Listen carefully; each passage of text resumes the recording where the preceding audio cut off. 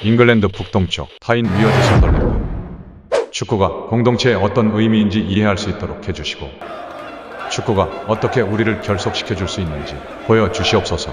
우리의 팀이 최고의 성적을 내지 못할 때도 분노와 격분의 감정을 헤쳐나갈 수 있도록 도와주시옵고 선덜랜드 시민들이 좌절을 이겨낼 수 있도록 도와주시옵소서.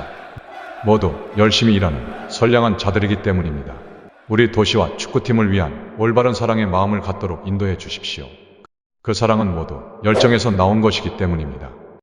축구 흥행을 주도하고 있는 프리미어리그에서 2부 챔피언십으로 이후 3부 리그1으로까지 강등을 경험한 죽어도 썬덜랜드 다큐멘터리 도입부, 신부가 미사를 위해 성당에 모인 사람들과 함께 드리는 기도문의 서두입니다.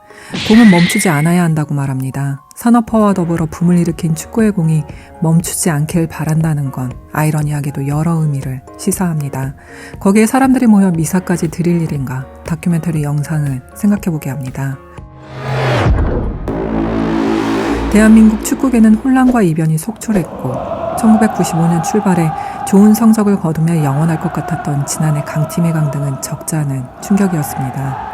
많은 팬들은 열정을 다해 사랑한다 나의 사랑, 나의 수원을 부르고 있지만 염원을 이루지 못하고 다음 해에도 2부 리그에 머물게 된 팀의 이야기가 한 해의 마지막을 장식하고 있습니다.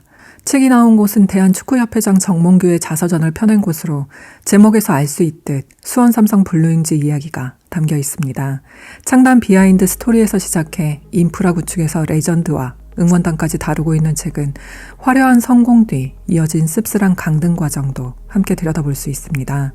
주목해볼 점은 강등 후 일반적인 데이터 값으로는 관객 수를 비롯해 여러 면에서 평균 약 30%의 감소세를 보이지만 수원 삼성 블루윙즈 응원단 그랑블루의 수는 줄지 않았다는 것입니다.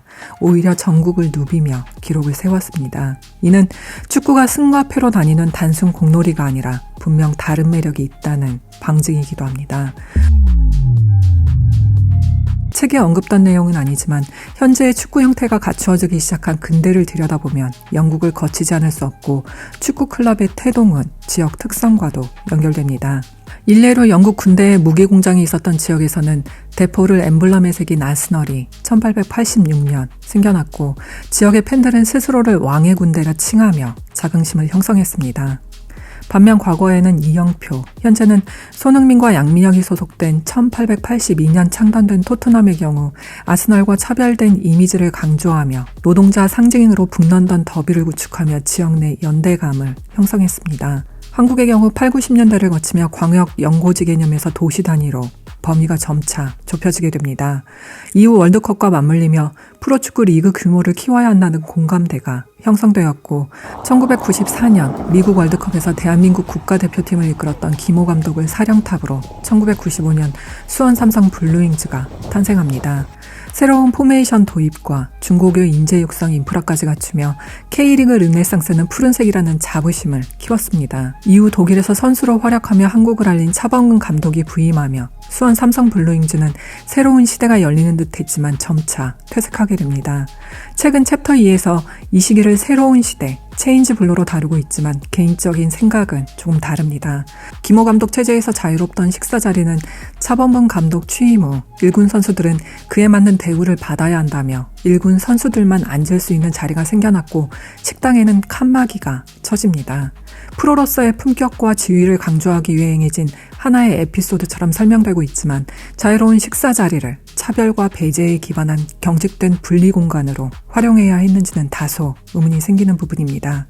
모기업의 지원 축소와 구단 운영 주체의 변화 등 강등에는 여러 요인이 있을 수 있지만 경직된 공간 분리는 문화 다양성을 추구했던 블루윙즈의 도전의식과 유동적 흐름에서 분리와 순혈 체제를 공고히 하는 쪽으로 선회하게 하는 기점이 되지 않았나 생각해보게 됩니다. 이후 뼛속까지 푸른색인의 충성스러운 브랜드로 순혈주의는 더욱 강조됩니다. 시너지를 증폭할 수 있는 기회는 축소되고 팬들의 우려를 뒤로한 채 공고히 구축된 내부 순혈주의는 레전드 선수들을 감독으로 기용하며 혁신의 날개를 꺾은 게 아닌가 싶습니다. 이는 비단 한 축구클럽에서 보인 문제라기보다 대표팀 감독 선발 과정에서 드러난 한국 축구계 전반의 문제로 비치기도 합니다. 어쩌면 현재 대한민국 혼란을 야기한 근본 배경일지도 모를 일이죠. 폐쇄적 공간 안에서의 수단은 더디고 급변하는 환경에 적응이 용이하지 않습니다. 반면 국내 한 축구 클럽에 주목하게 됩니다. 얼마 전 감독을 선임한 전북의 경우 국가대표팀 감독으로 언급되었던 거스 포햇이 취임했습니다. 구단은 리얼그린의 갖추기보다 녹색 지평을 넓히기 위한 조치로 설명했고, 선민의식에 기반한 배타적 분리와 차별적 순혈체제의 공고화보다 화합과 상호 존중이라는 스펙트럼의 확대를 시도한 이 클럽의 향후 모습에 기대를 갖게 하는 부분입니다. 디에고 포햇이 분석 코치라는 석연찮은 부분이 존재하지만 넓혀진 녹색 지평이 팬들은 어떤 긍지를 만들고 의미를 형성해 갈지 사뭇 주시하게 됩니다.